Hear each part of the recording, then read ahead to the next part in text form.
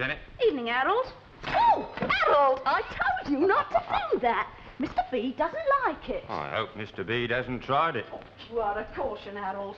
Just the same, you take too much for granted. We're not married yet, you know. I'd be after a lot more than a little bit of now, slap and now, tickle if someone he was like my him. girl. Come here.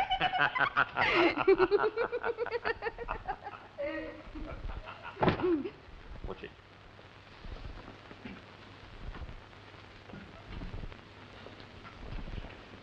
Good evening, Harold.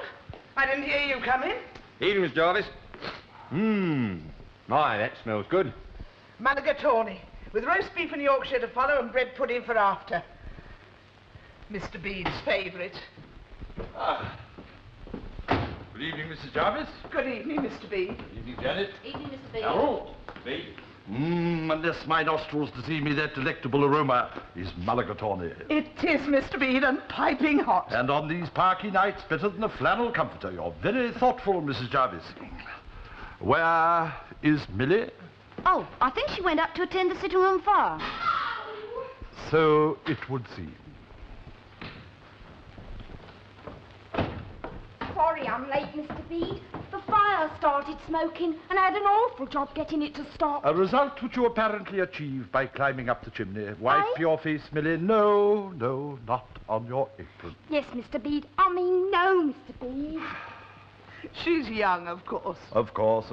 Time and patience, Mrs. Jarvis. Time and patience. I think we should be seated.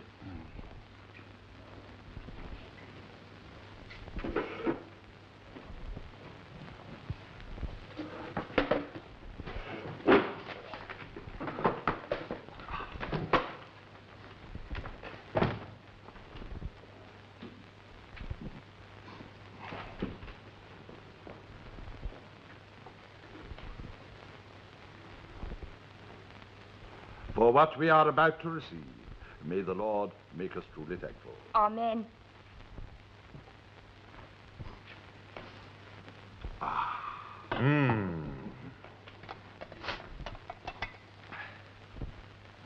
I wonder, Mr. Bede, if I might be so bold as to ask your advice on a particular matter. By all means, Harold.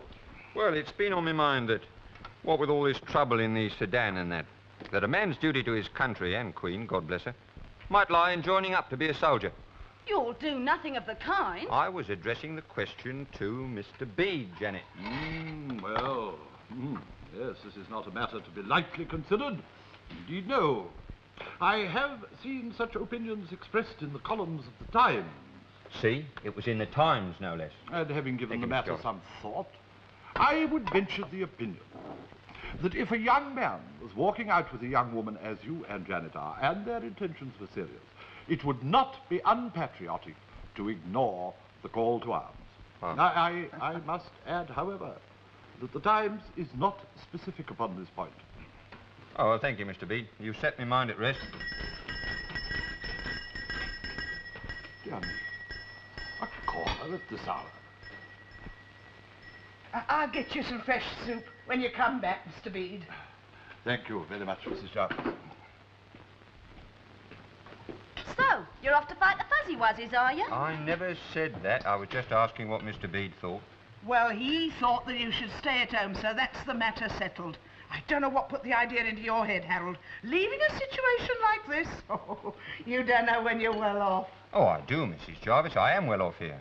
We all are.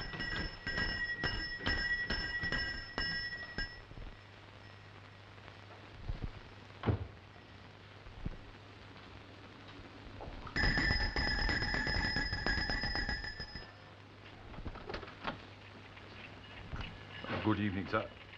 Still unmistakably Bede, but not noticeably venerable. I'd swear the years haven't touched you at all. I beg your pardon, sir. I'm afraid Don't you recognize me, man? I didn't have this 5 years ago, did I? You're Mr. Nigel. Mr. Nigel. But I believed you to be in Canada, sir. As you can observe, I am here. You may inform my aunt of the fact. Miss Drake is not at home, sir. Then I'll wait. Well, I'm afraid she won't be back for some time. Then I'll wait even longer. Perhaps you would care to leave a message, Mr. Nigel. I would care to wait in the sitting room until my aunt returns. Where is she, by the way? She is, I believe, sir, at a temperance meeting. Not a drop in ours, I suppose. Then kindly bring some tea out. Very good, sir.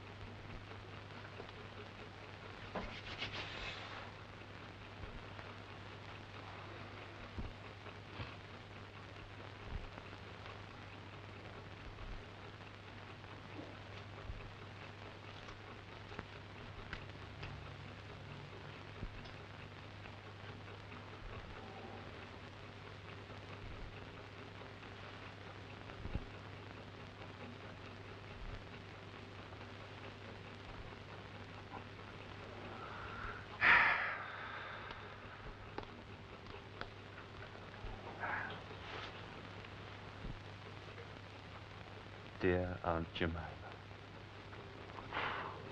Stingy old bitch.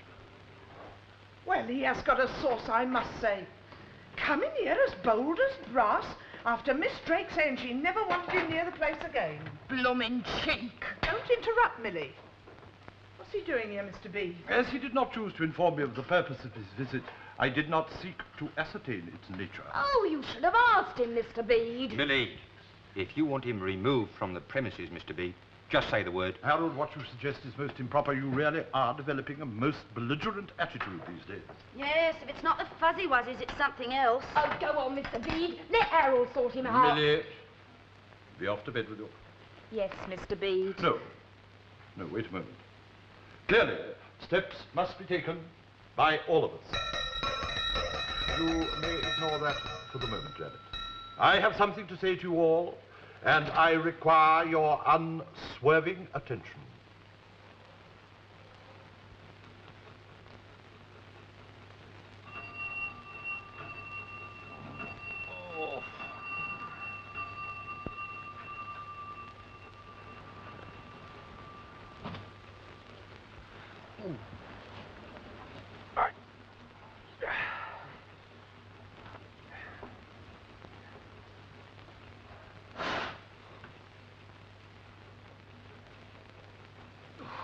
I'm a martyr to my stomach, Charlie.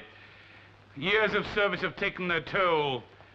Hurried meals in drafty pubs, damp sandwiches on Winnie Street corners, one Savoy, and I suffer hell's own agonies. You have my sympathy, Corky, but I don't see how I can help. It's a question of boiled fish, you see, Charlie. What? I'm entirely dependent upon my landlady. If you could see your way to assisting me to some duty which would keep me within striking distance of her boiled fish, I'd be most grateful. Say no more. I shall arrange for some not too taxing investigation that won't take you out of London. Just, for the time being, Charlie, I'd be most grateful.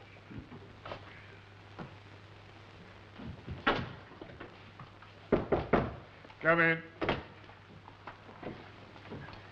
Mr. Rodway? Yes, what can I do for you? My name is Drake, sir, Nigel Drake. I wish to report the disappearance of my aunt, Miss Jemima Drake. Oh, a missing person. I'm afraid that's a matter for your local station, Mr. Drake. So I was informed, but I cannot say that I find it satisfactory. Might I sit down? Oh, please do. Thank you.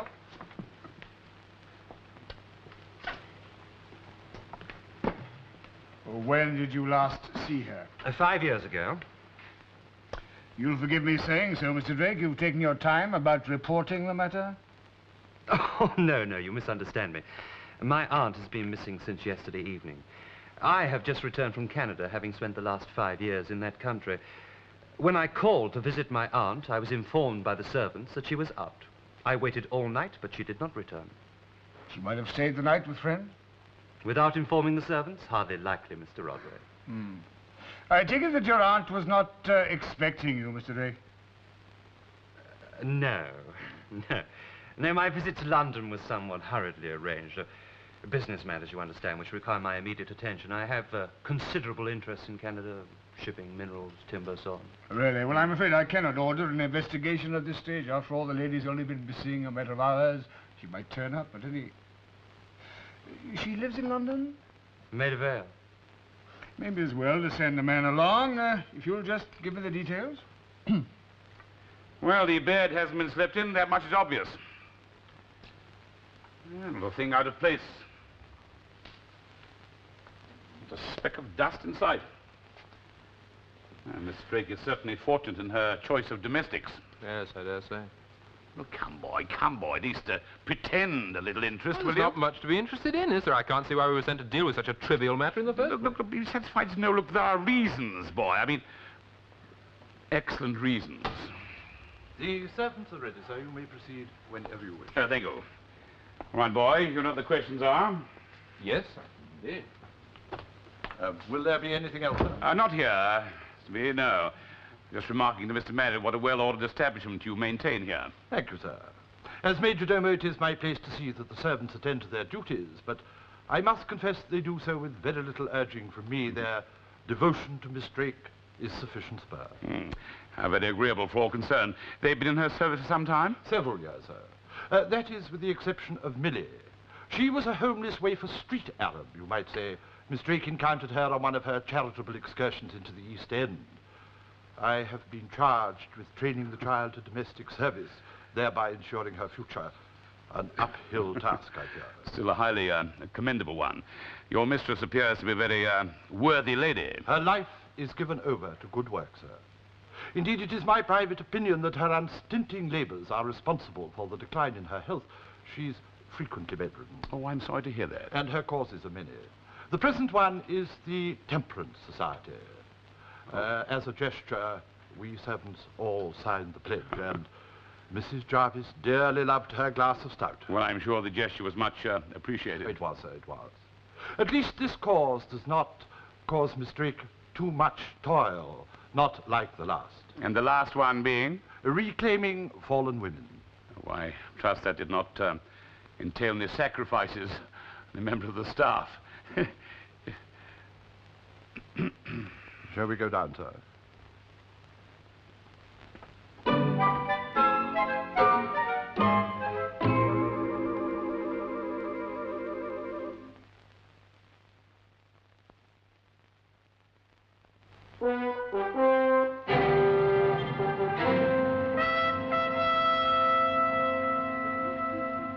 Now, are you sure your mistress didn't say she'd be gone for the night? Not as I remember, sir. I haven't really looked properly, but none of the things seem to be missing. Was she?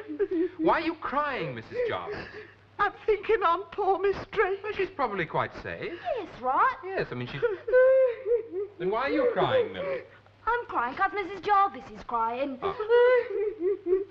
Well, had she stayed away from home overnight on previous occasions without telling anyone? Well, there was the once. That was when she took up with the suffragettes. Really, why was that? Because your lot had her inside. I'm sorry.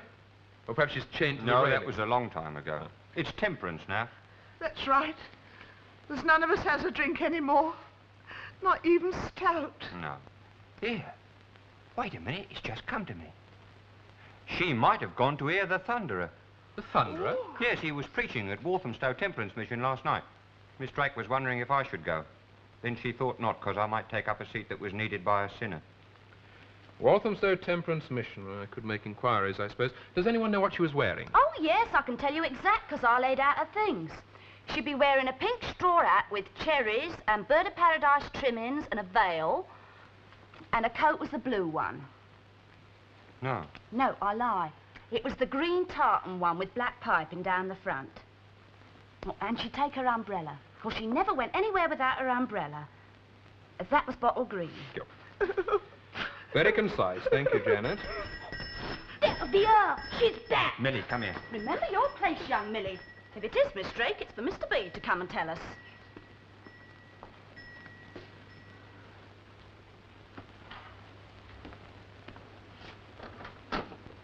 Good morning, Bede. Tis you, Bede, isn't it? It is indeed, sir. Capital, capital. I've come to see Miss Drake. Oh, there you are, Bede. Thank you.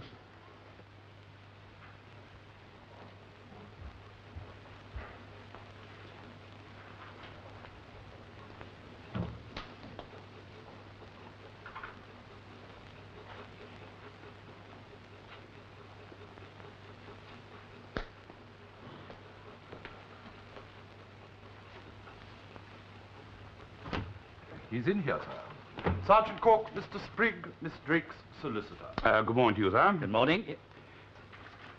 Thought you said he was a policeman. I am, sir. Then where's your uniform? Detective department, sir. We're allowed a certain amount of latitude in the matter of our dress. Capital, capital. That will be all, Bede. Very good, sir. Now then, Constable, what have you done with Jemima? If you mean Miss Drake, sir, I've done nothing with her. I've come here to try and find out where she is. Yes, Bede told me as much. I have a most important message for her. Can't deliver it unless she's here. You'll have to find her, Constable. Sergeant. Oh, quite, yes. He's back, you know. Arrived in my office, drunk as a lord. Oh, he's back all right. Who's back, sir? Nigel, of course. Who else would I mean? If you mean Mr. Nigel Drake, sir, he reported his aunt's disappearance. Glad to hear that the fellow's done something useful in his life. Well, according to our information, done a lot of useful things in his life, sir. One of them being to amass a considerable fortune in Canada. What, gold mines, sawmills? What? That wastrel, that profligate? Are you suggesting, sir, that I've been misinformed? Yes, of course you have. You've only got to look at him. I can't, not properly, but you can. Yet, oh dear, it's no use. Constables aren't the same without their uniform. Sergeant, perhaps you'd be good enough to correct my information, sir. Glad to. Nigel's a remittance man. His aunt's been supporting him for years with a monthly allowance. There was a condition, of course. That he stayed in Canada? What else? But he's back. I saw him, almost. Why was he packed off to Canada in the first place, sir? Because he's a disgraceful fellow. That's why. Couldn't stop gambling. Wouldn't stop gambling. Cards, dice, horses, debts piling up. She always had to settle them. Are you quite certain of all this, sir? Yes, of course I am. I handle all Miss Drake's affairs, financial and otherwise. I know what she did for the fellow. She finally packed him off to Canada to make a fresh start. With a monthly allowance? Yes, which she stopped last year. But she stopped it? Well, she didn't renew my instructions to keep paying it. That's the same thing. I suppose she felt it was high time that he supported himself. I see. You suppose she gave no reason for this, at least not to him? She didn't. That's why he came back, demanding to know why the money had stopped. Violent, abusive fellow, drunk into the bargain. I had my clerks throw him out, then I came round to warn Miss Drake. To warn of what, sir? The threats, of course. What he would do when he inherited her money. How that might be sooner than I thought. Precisely, what did he say, sir, actually? Well, I haven't time to go into it now. Too much to do. But look, sir, I haven't finished quite yet. Yes, but I've got a very busy morning. No time for gossip. I wonder if you would come round to the yard, sir. Oh, later, Constable, later. Oh, be so good as to show me out. Good day, Sergeant. Constable. Good day to you, sir. Detective Constable Marriott, sir. Another one without a uniform.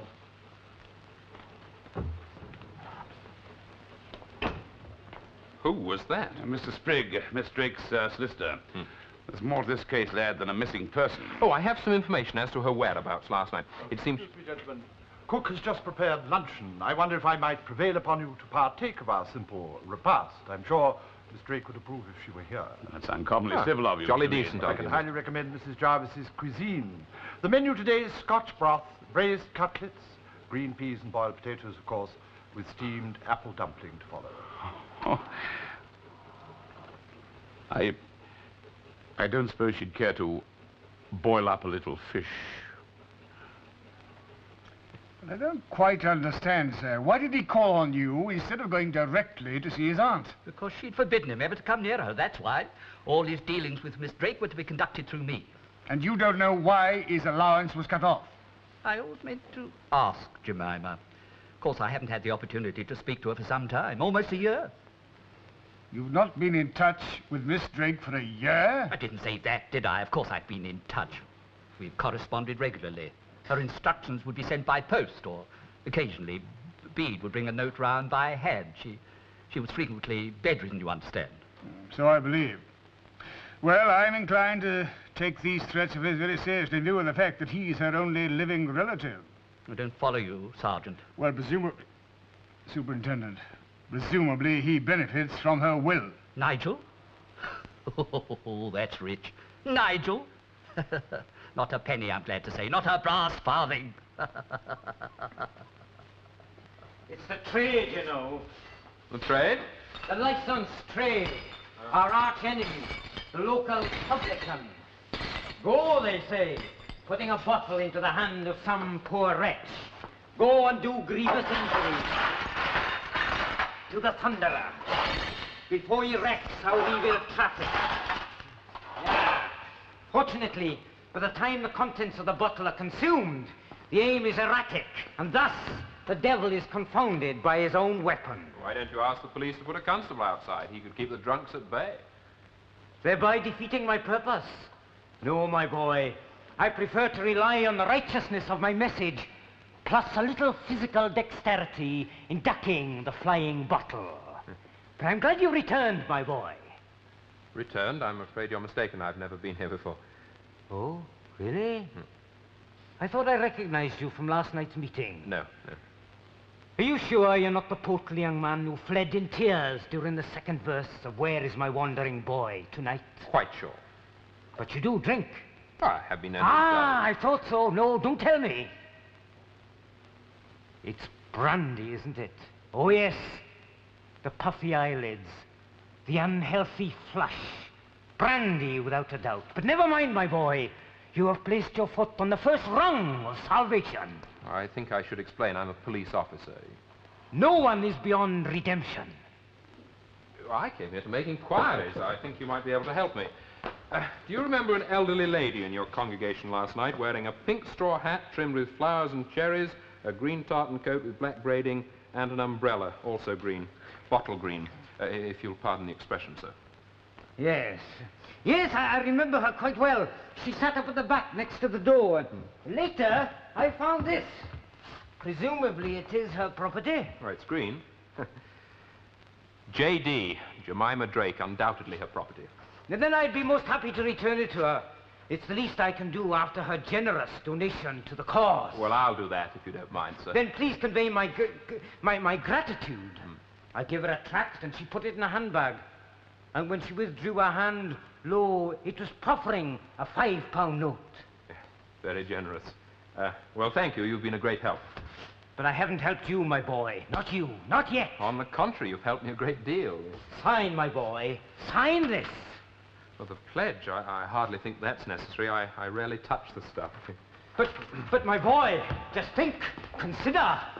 Make your decision now. Remember your wife and children. I'm not married. Your dear mother. She's dead. A home, shattered by the demon drink. Make a stand, my boy, for good or evil.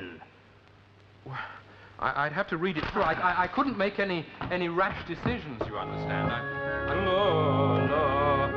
Hark, hark, my country, I have news for thee. This land of intemperance one day shall be free.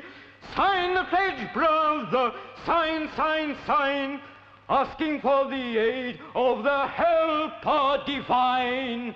Amen. Sign, brother. May I suggest, child, the facts as we know them seem to produce a certain suspicion.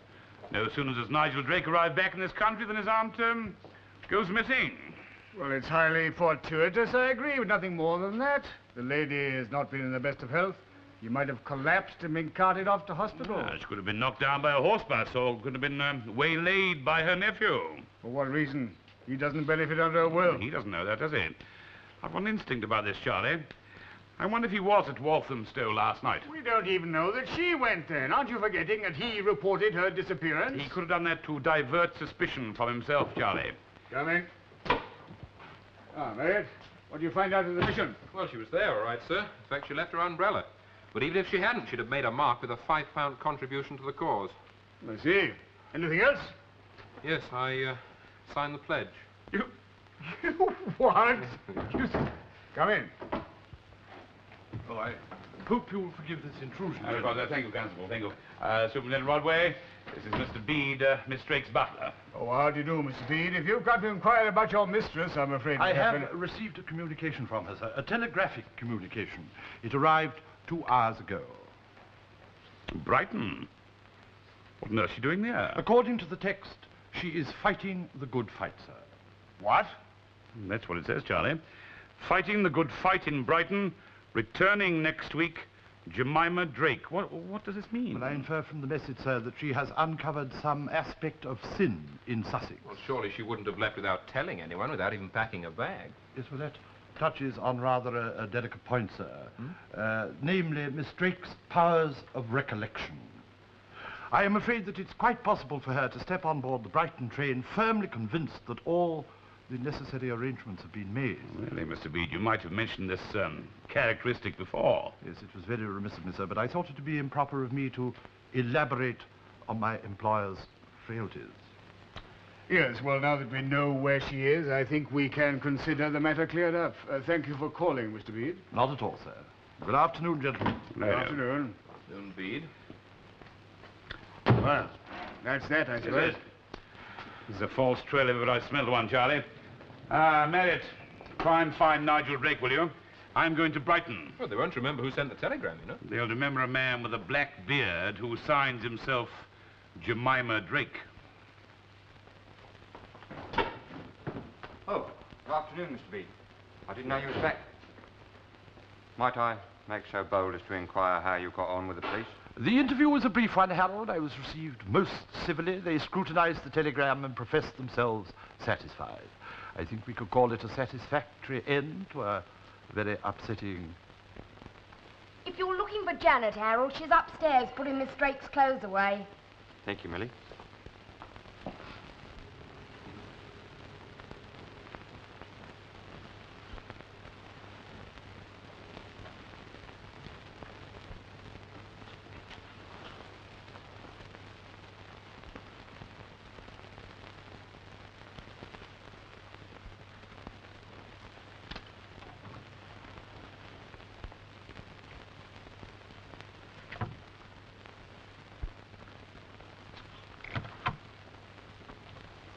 Well, it's a long journey up from Brighton. I expect you'd like a cup of tea.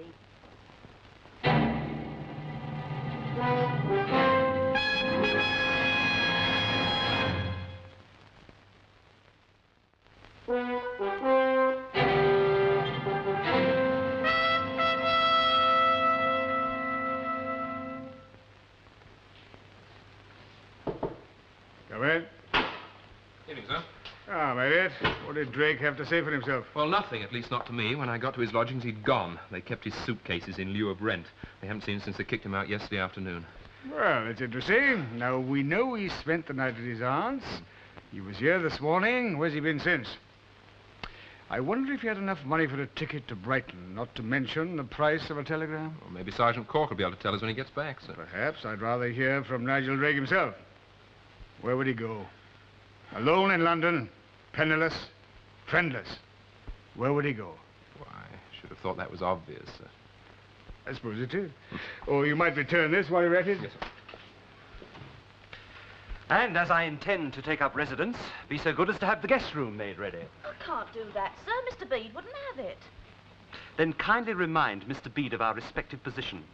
I am his employer's nephew, while he is merely a glorified pantry boy. I wouldn't dare, sir. That'll be all, girl. Oh, one small matter before you go. Does my aunt keep any, money about the place? Money, sir? Yes, money. Oh, I don't know if there's any money, sir. Mr. Bede pays all the housekeeping bills. Yes, he would. Very well, then, girl. Oh, and tell the footman I may require him to collect my luggage later. Very good, sir.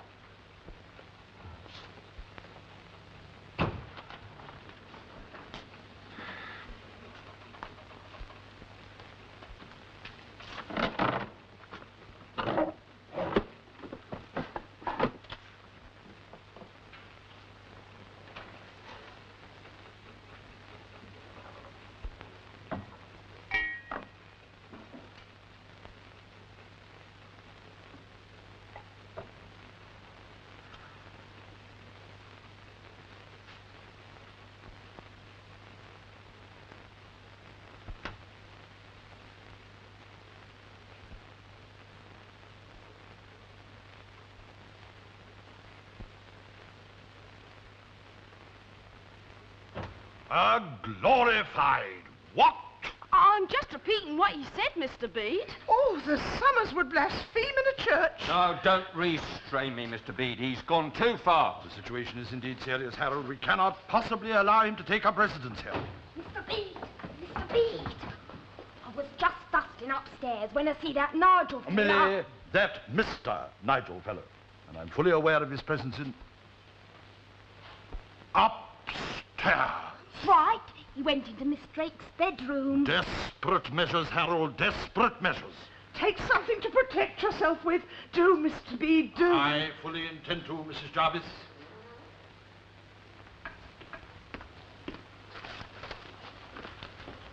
Come, Harold.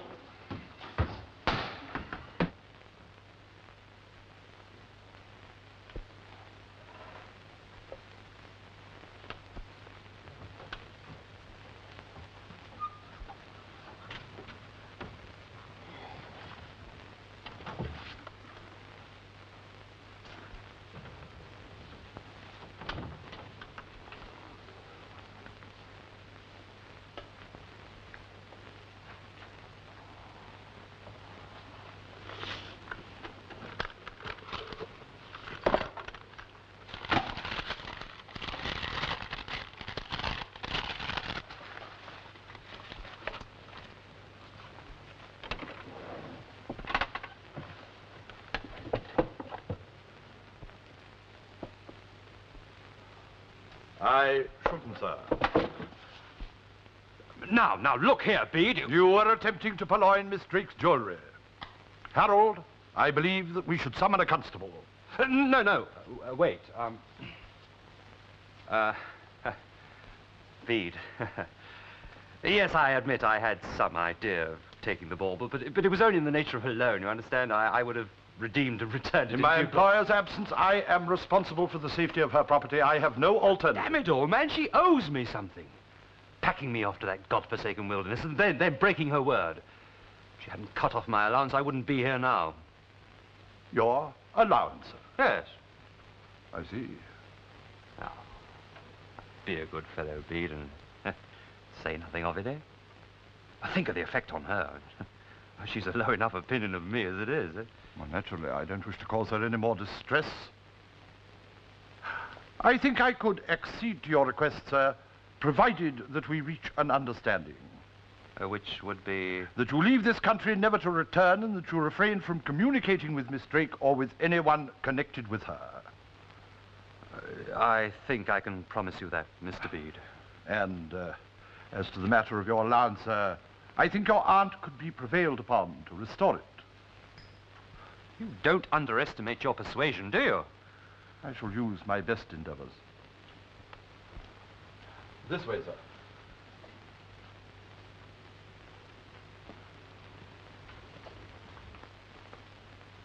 I don't hear a sound. Not even as much as a mouse cheeping. I think we should rush upstairs and give him what for. I do hope Harold hasn't done him an injury. He's ever so violent, Harold. Mr. Drake is just leaving.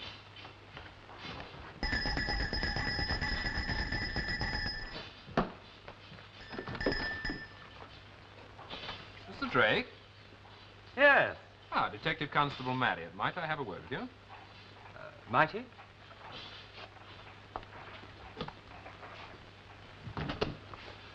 This way, sir.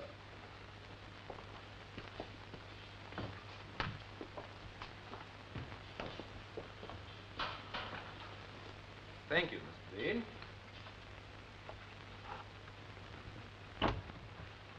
Mr. Drake, might I inquire The scene in the hall? Yeah. It's touching, isn't it? Yes, you see, I'm just going back to Canada, so I called to make my farewells. Well, nothing would do but that the whole staff had to give me a good send-off.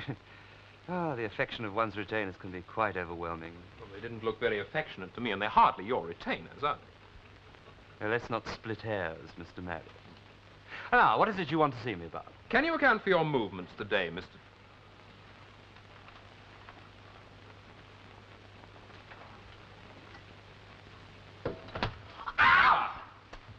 Blooming cheek! Really?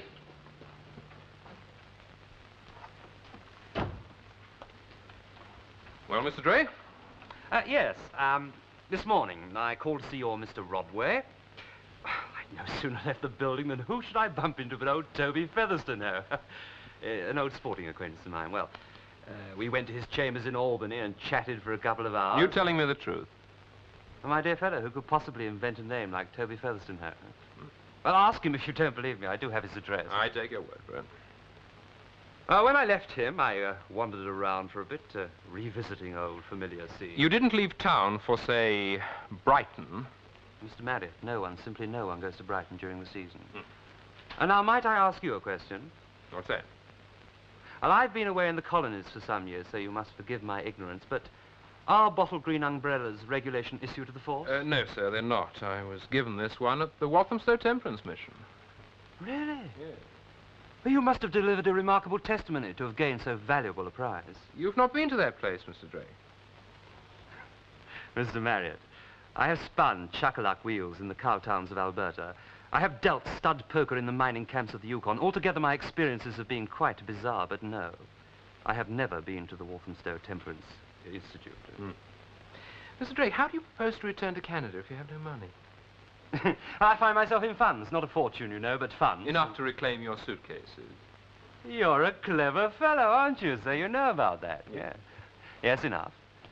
Enough to keep me alive until I find some captain who'll let me work my passage back. A slight gambling windfall, you understand? Gambling, Mr. Drake? Well, obviously you require proof if I'm to avoid being arrested for vagrancy.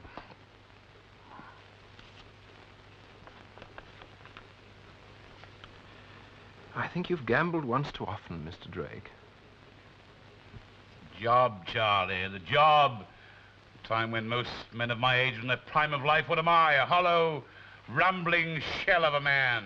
Well, it was your idea to go to Brighton? Missed the train. Had to wait 3 hours at the station eating blasted winkles while the blasted wind blew in from the blasted English Channel. What about the blasted telegram? It was sent by Jemima Drake. Remembered all too clearly. Described her to a T, feathered hat and all. I tell you, Charlie, look, I'm getting too old for this job. Come in. Where's that? Ah, Sergeant, I'm glad you're back. I found this in his possession, sir. It's a tract, identical to one I saw at the Walthamstow Temperance Mission last night. Mr. Rodway, would you kindly have this officer examined by some competent police surgeon? Who is he, Madam? My name is Drake, sir. Nigel Drake.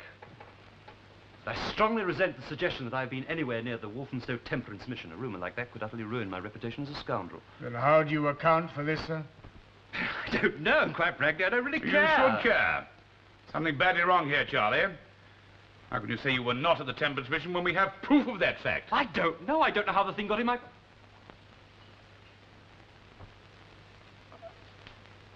Unless what? Unless it was among the money I stole from the handbag. Millie, you may leave that for the moment.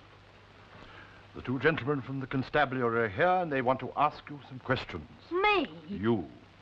Now, answer them discreetly, Millie, and when in doubt, wait for my guidance.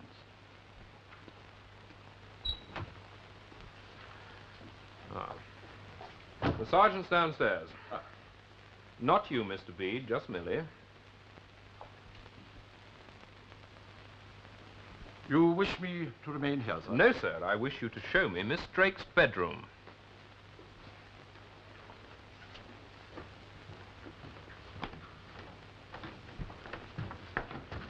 Well, since she's confessed it, I suppose there's no point in denying it. Yes, me and Mr. Bede found him thieving Miss Drake's jewellery. And the bag, the large crocodile handbag? I never saw that. But Miss Drake has one. In fact, it's her favourite. Hardly goes anywhere without it. She took it to the mission with her that night. Oh, yes, I laid it out for her. Oh. Quite. As your mistress not returned, how does the handbag count in her bedroom? Well, I don't know. Maybe it's not the same one. That's it, I remember now. It wasn't that one that I laid out. And maybe you're telling a pack of lies. You've no right to question us without Mr. Bede being here. Where's Mr. Bede? Upstairs. No doubt telling an equally impressive pack of lies. I wonder what Miss Drake would say to all this, Oh, God! It's her! It's her! No, it isn't. It's my assistant telling me he's found the bag.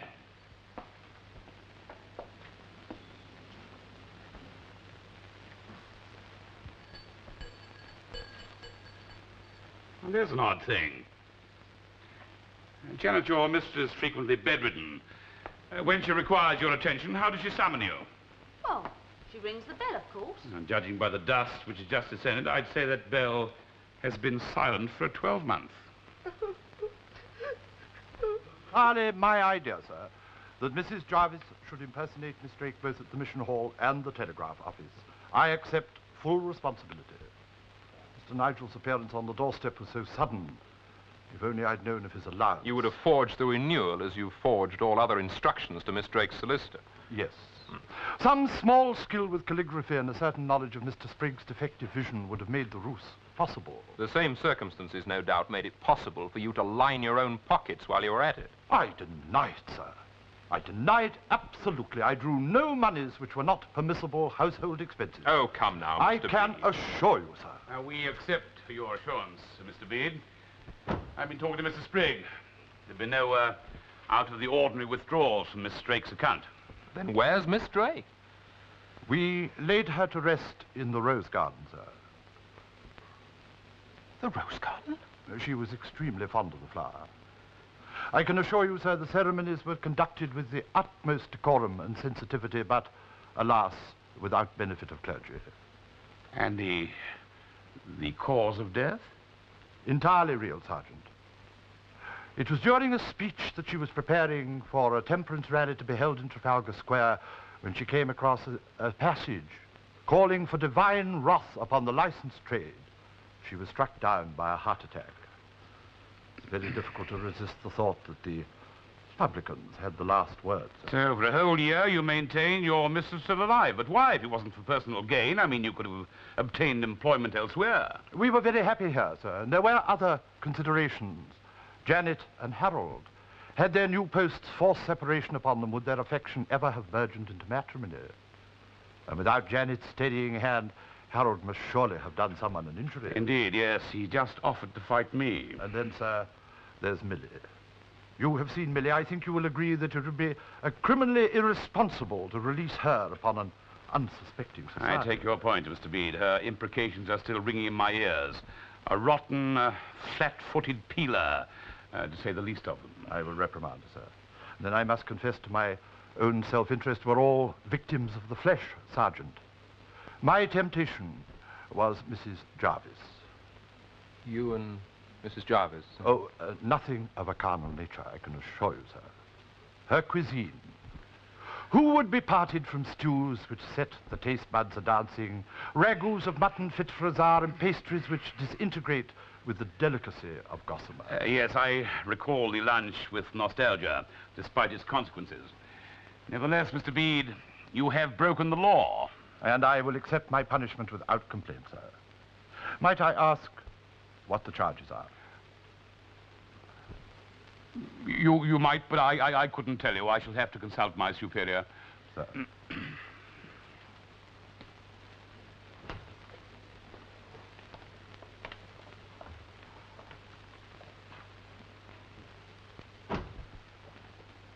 I can only say in my own defense, sir, that I did it in order to protect my family. I am sure that Miss Drake would have approved. Oh, I doubt if her nephew would. You've almost cheated him out of his inheritance. Oh, I spoke to Mr. Sprigg about that, too. Congratulations. She left the lot to her devoted servants. Good night, Mr. Bede. Come, boy.